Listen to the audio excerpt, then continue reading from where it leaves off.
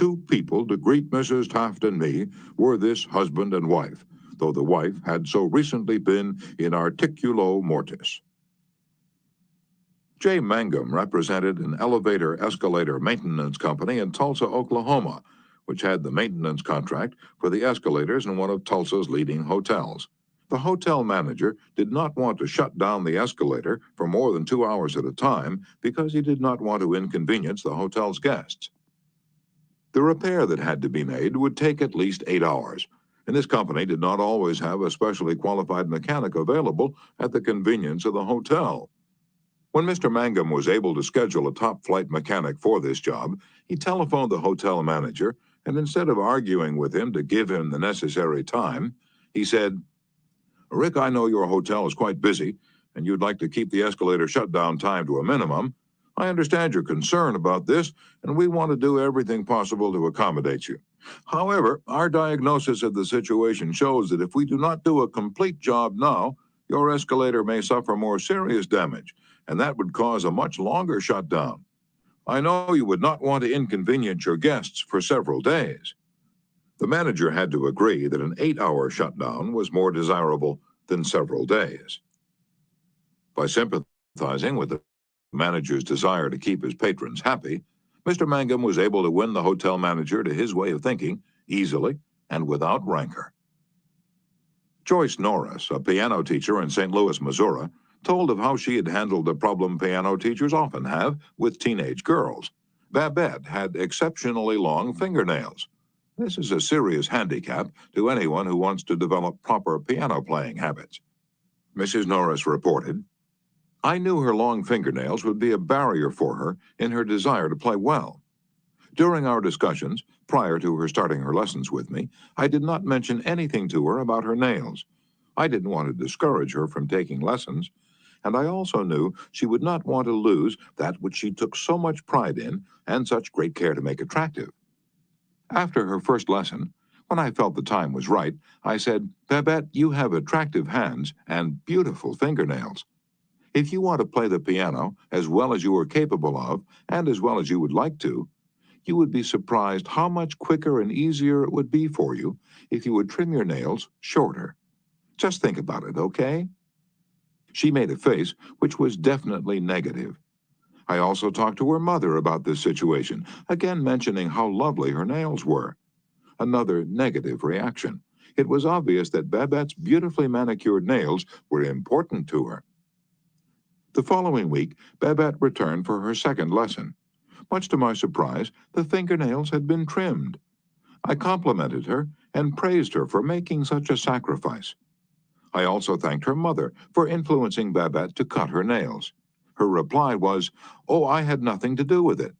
Babette decided to do it on her own, and this is the first time she has ever trimmed her nails for anyone." Did Mrs. Norris threaten Babette? Did she say she would refuse to teach a student with long fingernails? No, she did not. She let Babette know that her fingernails were a thing of beauty, and it would be a sacrifice to cut them. She implied, "I sympathize with you. I know it won't be easy, but it will pay off in your better musical development." Saul Hurok was probably America's #1 impresario. For almost half a century, he handled artists, such world-famous artists as Shelley Oppen, Isadora Duncan, and Pavlova. Mr. Hurok told me that one of the first lessons he had learned in dealing with his temperamental stars was the necessity for sympathy, and more sympathy with their idiosyncrasies.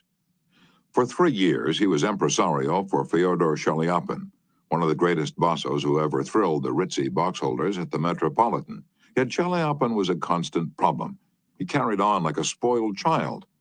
To put it in Mr. Hurok's own inimitable phrase, he was a hell of a fellow in every way. For example, Shaliapin would call up Mr. Hurok about noon of the day he was going to sing and say, "Saul, I feel terrible. My throat is like raw hamburger. It's impossible for me to sing tonight." Did Mr. Hurok argue with him? Oh, no. He knew that an entrepreneur wouldn't handle artists that way. So he would rush over to Shaliapin's hotel, dripping with sympathy. "Oh, what a pity," he would mourn. "What a pity, my poor fellow. Of course you cannot sing. I will cancel the engagement at once." It will only cost you a couple of $1,000, but that's nothing in comparison to your reputation." And then Shelley Uppen would sigh and say, "Perhaps you'd better come over later in the day. Come at 5. See how I feel then." At 5 o'clock, Mr. Hurok would again rush to his hotel, dripping with sympathy. Again, he would insist on canceling the engagement, and again Shelley Uppen would sigh and say, "Well, maybe you'd better come see me later. I may be better by then." At 7:30, the great bosso would consent to sing, only with the understanding that Mr. Hurok would walk out on the stage of the Metropolitan and announce that Shelley Uppen had a very bad cold and was not in good voice. Mr. Hurok would lie and say that he would do it, for he knew that that was the only way to get the bosso out on stage. Dr. Arthur I. Gates, in his splendid book, Educational Psychology, says, "Sympathy the human species universally craves. The child eagerly displays his injury or even inflicts a cut or bruise in order to reap abundant sympathy.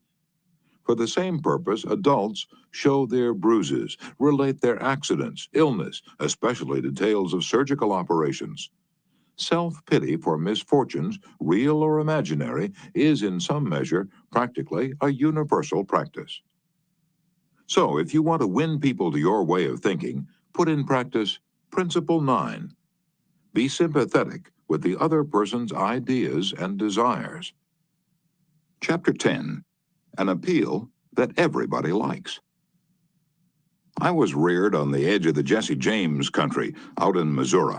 I visited the James farm at Kearney, Missouri, where the son of Jesse James was then living. His wife told me stories of how Jesse robbed trains and held up banks and then gave money to the neighboring farmers to pay off their mortgages.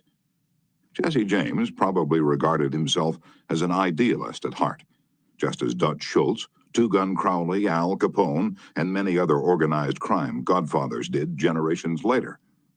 The fact is, all people you meet have a high regard for themselves and like to be fine and unselfish in their own estimation. J. Pierpont Morgan observed in one of his analytical interludes that a person usually has 2 reasons for doing a thing, one that sounds good and a real one. The person himself will think of the real reason. You don't need to emphasize that. But all of us, being idealists at heart, like to think of motives that sound good. So in order to change people, appeal to the nobler motives. Is that too idealistic to work in business? Let's see. Let's take the case of Hamilton J. Farrell of the Farrell-Mitchell Company of Glenolden, Pennsylvania. Mr. Farrell had a disgruntled tenant who threatened to move. The tenant's lease still had 4 months to run, and nevertheless he served notice that he was vacating immediately, regardless of the lease. "These people had lived in my house all winter, the most expensive part of the year," Mr. Farrell said as he told the story to the class. "I knew it would be difficult to rent the apartment again before fall. I could see all that rent income going over the hill. Believe me, I saw red. And now, ordinarily, I would have waded into that tenant and advised him to read his lease again. I would have pointed out that if he moved, the full balance of his rent would fall due at once, and that I could and would move to collect. However, instead of flying off the handle and making a scene, I decided to try other tactics, so I started like this. 'Mr. Doe,' I said, 'I have listened to your story, and I still don't believe you intend to move. Years in the renting business have taught me something about human nature. I sized you up in the first place as being a man of your word. In fact, I'm so sure of it, I'm willing to take a gamble. Now, here's my proposition. Lay your decision on the table for a few days and think it over. If you come back to me between now and the 1st of the month, when your rent is due, and tell me you still intend to move, I give you my word I will accept your decision as final. I will privilege you to move and admit to myself that I've been wrong in my judgment. But I still believe you're a man of your word and will live up to your contract. For after all, we're either men or monkeys, and the choice usually lies with ourselves.' Well, when the new month came around, this gentleman came to see me and paid his rent in person. He and his wife had talked it over, he said, and decided to stay. They had concluded that the only honorable thing to do was to live up to their lease.